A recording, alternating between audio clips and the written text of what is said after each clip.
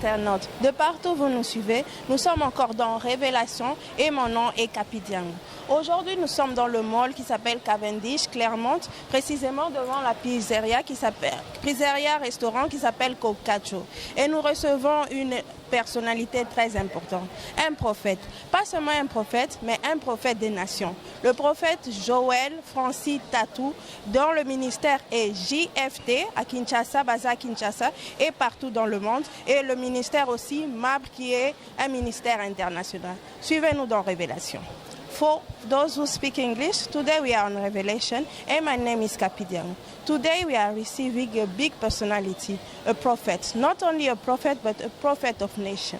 His name is Prophet Joël Francis Tatou. Follow us on Revelation.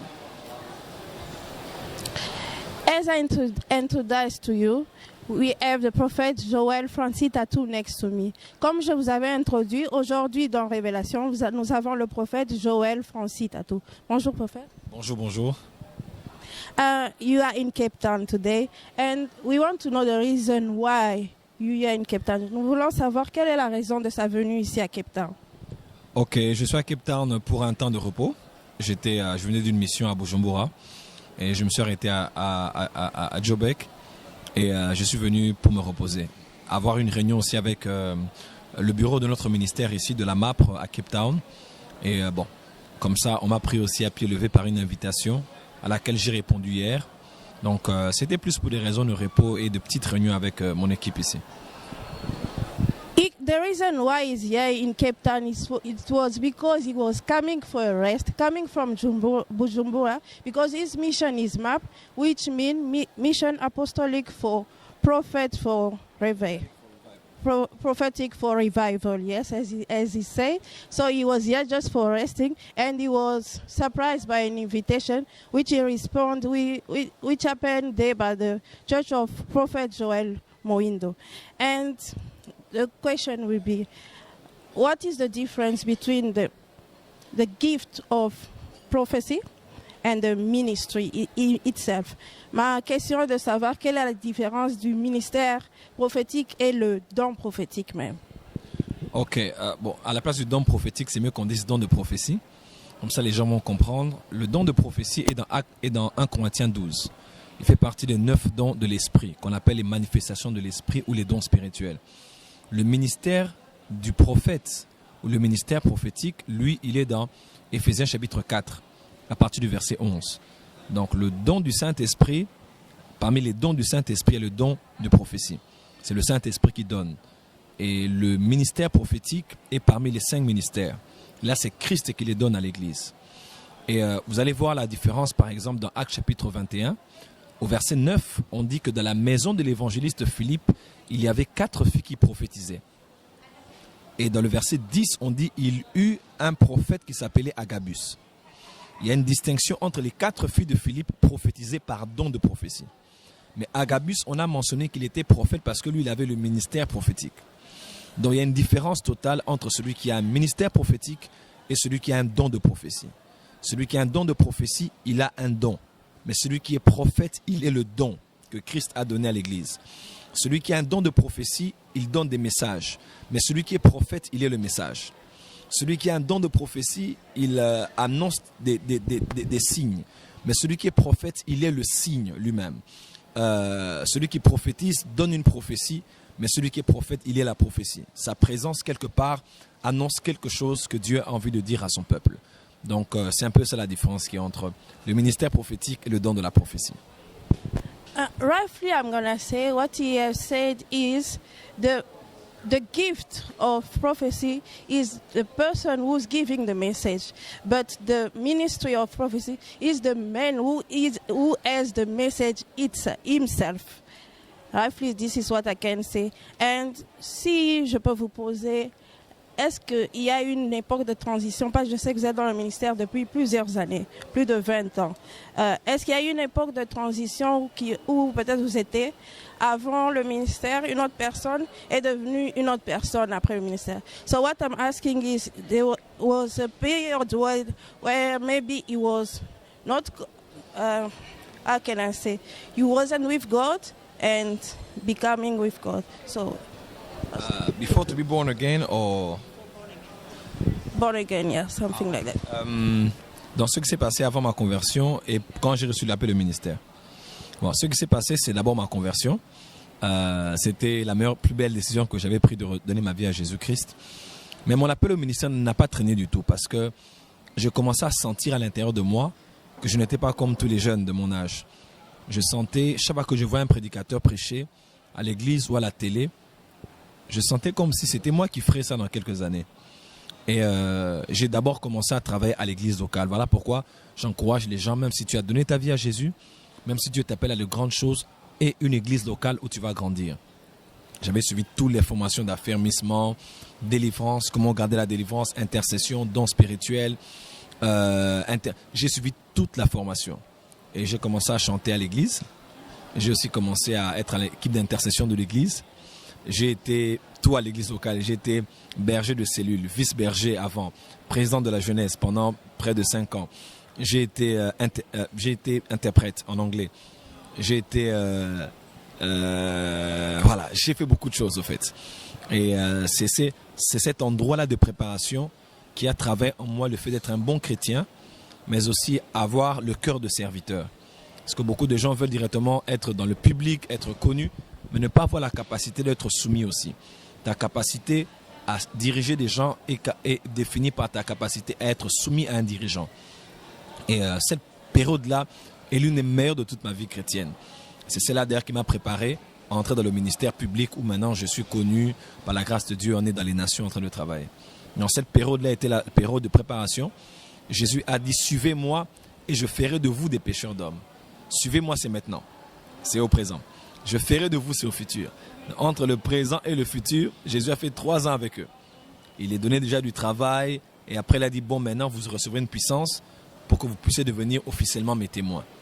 Donc il y a toujours une période de préparation entre l'Égypte et la terre promise. C'est le désert, là où Dieu vous brise, vous taille, vous forme, afin que vous puissiez bien gérer la gloire de la terre promise. Voilà un peu ce que je peux dire. As the prophet says, the period for him to be born again and becoming full time in the ministry, he compared it to the desert and to go to the promised land. Between that, there is the desert that you must cross over. And he has said that he has been in the ministry. He starts from the bottom level, going to affirmation, teaching, going to intercession. So he has gone from level to level. And he also recommending to people who would like to have a big ministry to be submitted to someone that you are following, someone that you are listening, so that you can go forward. So this is where he has started. He has started from level to level, and he says also that he was a singer, interpreter from English to French. So this is particularly his history. Before being what he is now, a great man of God. Quelle attitude avez-vous vis-à-vis des critiques? Parce qu'aujourd'hui, les grandes personnalités sont plus souvent critiquées. Public figures. So I'm asking, what is his attitude toward critics? Because as you know, big personality always have been criticized. So, quelle attitude vous avez? Premièrement, je veux dire, la première des choses qui est importante de savoir, c'est que Jésus a dit, malheur à vous si on ne dira que des bonnes choses à votre sujet. Et Jésus a dit, heureux serez-vous quand on vous persécutera, on vous insultera, on dira des mauvaises choses à votre sujet, parce que vous êtes les miens. Donc, Jésus nous avait déjà dit que ça allait arriver. L'apôtre Paul a dit à Timothée, car ceux qui veulent vivre pieusement en Jésus-Christ seront persécutés. Jésus a aussi dit que sur la terre, vous aurez au centuple avec des persécutions. Donc, les tribulations, les persécutions, les critiques sont le lot des enfants de Dieu et le lot des serviteurs de Dieu. Deuxièmement, dans le monde des critiques, il y a ce qu'on appelle les critiques négatives, c'est-à-dire les critiques faites avec des mauvaises motivations pour détruire. Il y a les critiques positives qui sont faites avec pour objectif, même si c'est dur à dire, mais on a l'objectif de construire. Il y a ce qu'on appelle l'autocritique. Alors, chaque fois que les critiques viennent à moi, j'essaie de mettre ça dans une catégorie. Est-ce que c'est une critique négative, c'est une critique positive, ou bien je dois me faire à la fin une autocritique. Par rapport à l'autocritique, déjà, j'ai écrit 120 principes sur comment gérer les critiques. Bientôt, les gens vont voir ça sur Internet. Non, c'est à cause des critiques que j'ai pu écrire plusieurs principes.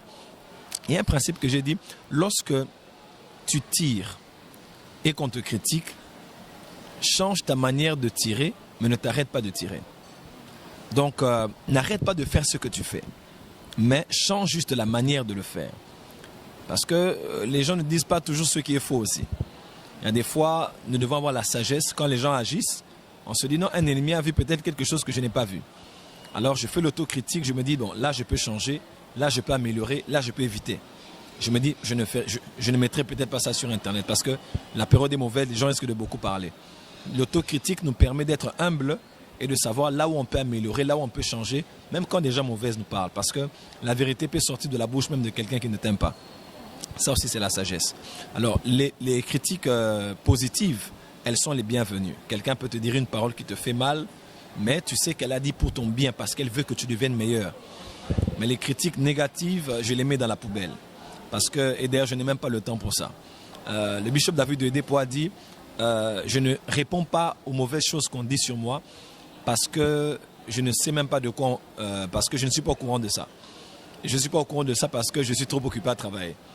Donc, des fois qu'on est trop occupé à travailler, on n'a pas le temps à descendre trop bas, là où il y a des poules et des coqs, et sachant que tu es un aigle. Il y a des choses qui sont seulement méchantes, qui veulent te rabaisser, qui veulent te blesser ou qui veulent te ramener à un certain niveau. Ces genres de choses, on les met dans la poubelle parce qu'elles n'aident pas à construire, elles veulent seulement humilier, rabaisser, dénigrer et insulter. Donc, quand ça m'arrive, bon, j'ai déjà un principe, les gens autour de moi ne me rapportent pas les mauvaises choses qu'on dit sur moi parce que je suis prophète, je dois garder mon cœur pur pour ne pas qu'en arrivant sur la chair, je commence à me justifier, à attaquer les gens. Je préfère me garder, me protéger. Donc, la seule chose que je fais des critiques négatives, je les mets dans la poubelle. As the prophet says, by following Jesus, it comes with a price.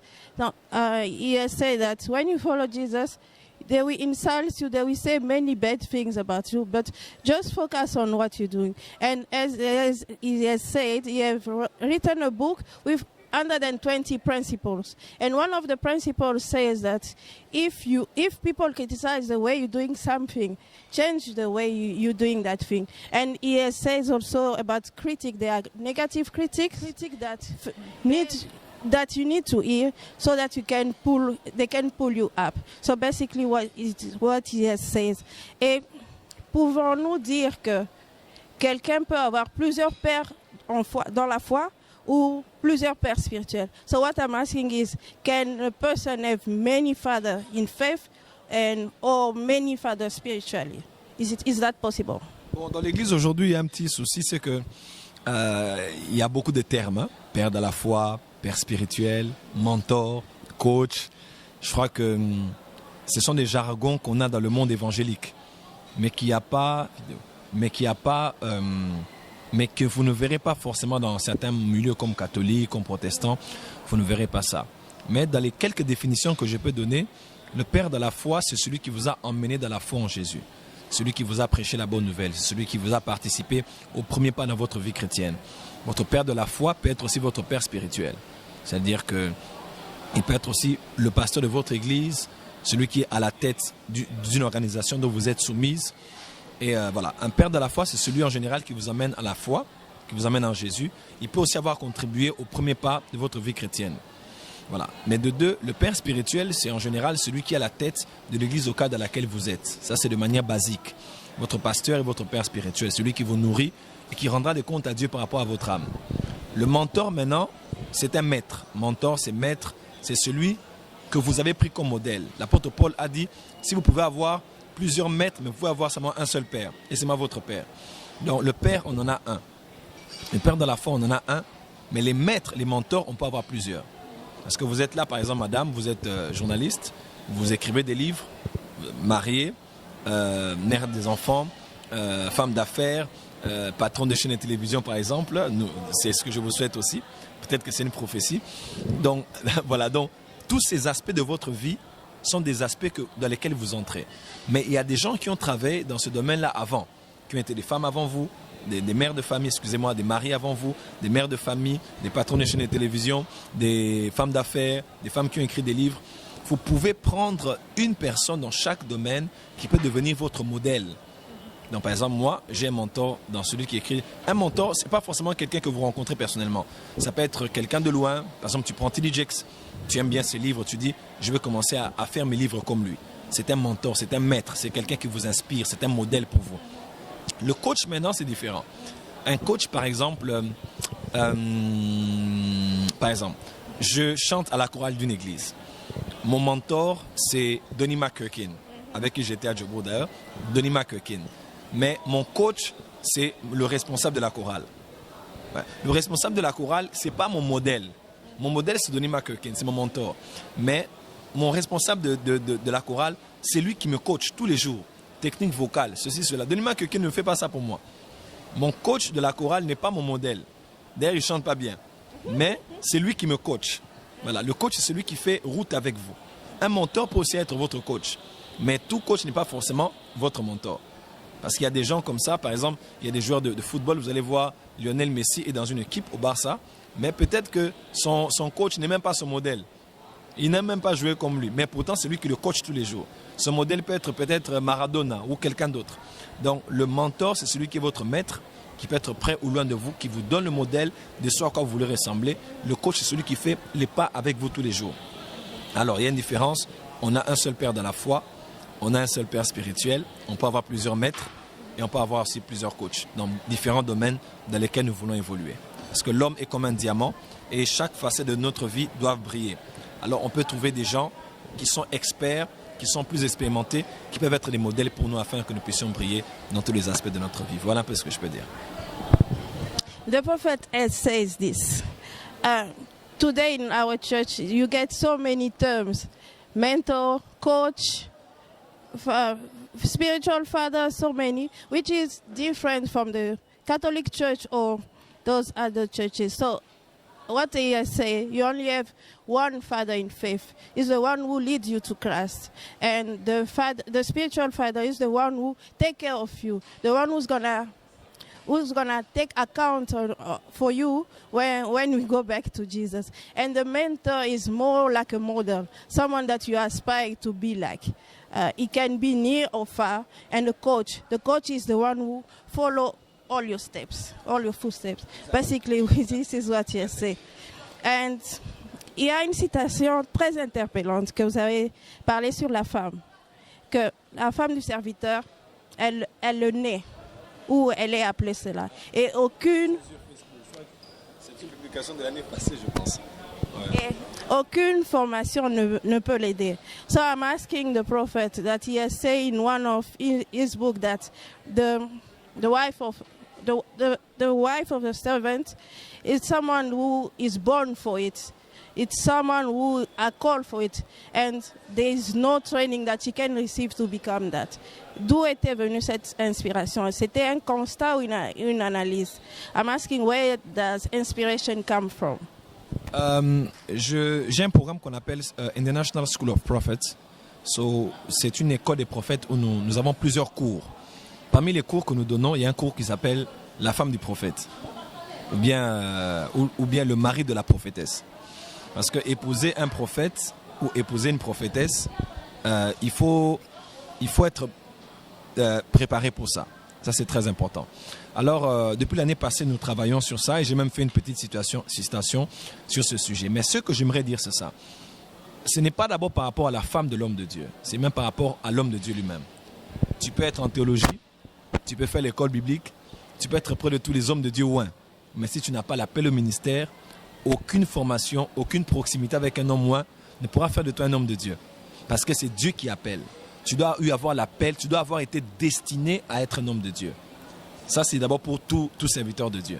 Donc, si tu n'es pas appelé, tu vas faire la catastrophe dans le royaume parce que tu auras beaucoup de formations, mais sans pourtant avoir eu l'onction. Parce que l'onction est attachée à la vocation et à l'appel que Dieu t'a donné comme mission. De la même manière aussi pour la femme d'un serviteur de Dieu. Tu peux être une femme d'un serviteur de Dieu parce que tu peux être proche de tous les mamans pasteurs, être proche de toutes les femmes des hommes de Dieu puissantes. Tu peux suivre une formation de comment être la bonne femme d'un homme de Dieu.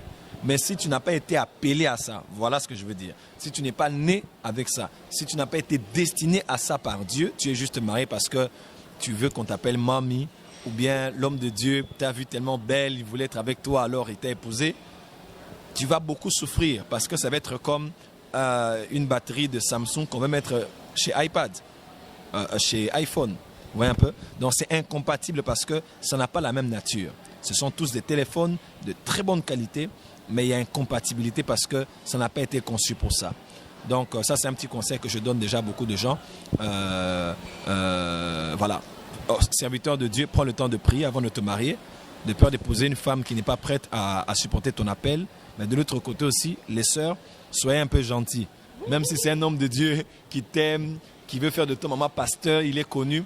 Quand tu ne sens pas que tu es appelé à ça, épouse même un frère, chante à l'église, ou bien un homme d'affaires, tu seras très heureuse que d'être sous des pressions que tu ne peux pas maîtriser parce que c'est une batterie de Samsung dans un téléphone iPhone.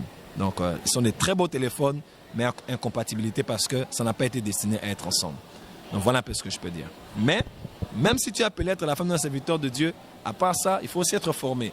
Soit près des femmes des serviteurs de Dieu, apprends, pose des questions parce que nous ne suffisons pas nous-mêmes. On apprend aussi chez les autres, chez les mentors, pour devenir meilleur.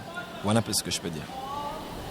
The prophet says this, that this idea comes from his school that he's giving, and one of the titles that the school has is you can be the husband, how to become the husband of a prophet, or the husband of a prophetess, or wife of a prophet, yes, as you say. And he says this, that the initial idea was for the servant of man, the path that he must follow. This comes from a destiny.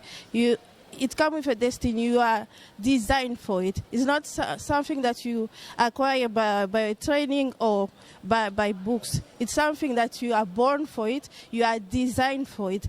Same as also for the woman who married a man of God. She's born for it. Destiny is according what she's born for it. I think this is basically what you have. Prophet Joel Francis Tattoo. What can you say to people who are watching this video, not only in Cape Town, but all over the world? Je demande au prophète Joel Francis Tattoo, qu'est-ce qu'il peut dire aux gens qui regardent cette vidéo, pas seulement à Cape Town, mais dans tout le monde? Votre dernier mot.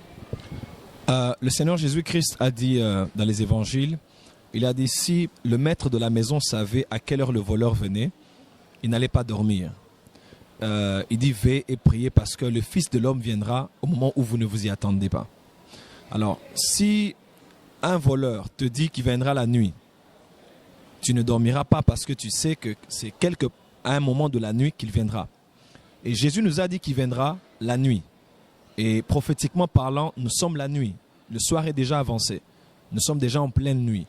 Regardez tous les signes que l'on a autour de nous sur le plan politique, les famines, les bruits de guerre et beaucoup de problèmes qu'il y a ça et là de partout. De partout alors. Tous ces signes-là montrent que le Seigneur est en train de revenir comme un voleur. Et il est très important que ceux qui ne connaissent pas Jésus puissent ouvrir leur cœur en ce temps de la fin, sachant que Dieu appelle tout homme à la repentance. Dieu est un Dieu d'amour. Quel que soit votre passé, quels que soient vos péchés, quelles que soient vos défaillances, il est prêt à vous recevoir à bras ouverts si vous acceptez seulement de lui ouvrir vos cœurs et de lui donner vos cœurs et de vous offrir à lui comme votre Seigneur et Sauveur personnel. Deuxièmement, si vous êtes en Christ, c'est plus que jamais le temps de laver les robes, de nous purifier, de nous sanctifier, parce que sans la sanctification, personne ne verra le Seigneur. Mon dernier mot se résume seulement à dire que Jésus revient bientôt. Pour ceux qui ne connaissent pas Jésus, c'est le temps de le recevoir. Pour ceux qui le connaissent, c'est le temps de se préparer à le rencontrer. Et en restant sur la terre, nous devons gagner les âmes, évangéliser pour nous préparer à recevoir les couronnes que nous allons avoir ce jour-là, quand nous serons avec lui dans les cieux. Pour cette émission, je vous remercie pour le privilège qu'il m'avait donné de pouvoir être reçu. Et merci à vous tous de suivre cette émission. Je sais qu'elle vous bénira abondamment et de partager aussi à vos amis. Soyez bénis vous tous d'ici de Cape Town et d'ailleurs. Et que Dieu vous bénisse et vous bénisse et vous bénisse abondamment. Merci encore de m'avoir reçu et pour notre frère qui est derrière la caméra, que Dieu vous bénisse abondamment. as the last word, Prophet Joel Francis Tattoo says, if they tell you that they're going to rob you, if the robber could tell you that he will going to come at a certain time, you're not going to do it. As the Bible says that when the robber comes, if you know that the time that he will come, you will not sleep, you will wait until he comes. As we are at the time of the end, and prophetically speaking, as you see in the world, what is happening in politics all over the world, what we are living right now is the time that we are already in the night. We are already in the night, and we must be aware of what is happening around us. So he's exhorting people to follow Jesus. For those who don't know Jesus, it's the time for you to purify yourself, to sanctify yourself, because this is what the Lord exhorts us to be purified when we be back to Him. In English, if the prophet can say his last word also, since that it's something personal. Okay, so the last word that I have to share with my brothers and sisters is that Jesus is coming soon. When you read the last chapter of the book of Revelation of John, Jesus is telling John that I'm coming soon. So we have all the signs around us in politics, in technology, in lifestyle of people today. Value are decreasing. A lot of things are happening around us who are showing us a direction that Jesus is coming soon. If you never receive Christ in your life, it's the day for you to decide to open your heart and to tell Jesus, I want to receive you in my life like my personal Lord and Savior. I want you in my life because I'm a sinner. I live with my own ways. I'm doing things like I want to do. Now I just decide to give my life to Jesus. That is the best decision of all your life that I made more than 20 years ago. And I never regret that wonderful decision that I took. Second, if you are in Christ and you are in Christ and you know that truth is important for you now, is now the time for you to purify your life and to sanctify your heart, because God is calling us to sanctification, and only the Holy One are going to see the Lord. So in this time, it's important for us to keep ourselves pure and to work in holiness, in the fear of the Lord, because Jesus is coming back. So the only one word that I have to tell you, if you're in Christ, win souls, keep yourself pure. We know that we are living in a corrupt world, but we can make the difference because we are the salt of the earth and we are the light of the world. So may God bless you. Thank you very much for the invitation. I'm so honored and so privileged to be in this in front of the camera. Thank you for our brother behind the camera, and thank you for you too for all the questions. I hope that I'm going to be there for another episode. God bless you. So, thanks a lot, Pastor. It's us who's going to thank you, because it's a privilege to have someone of your caliber to be on Revelation. Je remercie le prophète Joel Francis Tattoo d'avoir agréé de faire cette interview sur Révélation. C'est un privilège pour nous, en fait. C'est nous qui devons nous remercier au centuple. Et je remercie aussi le président et fondateur de ce site qui est Congo Révolution, Michel Aigle Royal Combé. De là où vous êtes, nous te remercions. Je remercie aussi ma sœur qui me supporte beaucoup dans cette entreprise qui est au Canada, Linda Diangou, femme à Adi Balmael, qui est la sœur au docteur Edith Balmael. Suivez-nous pour nos prochaines émissions. C'était Révélation. Je m'appelle Capi Diangou. À la prochaine.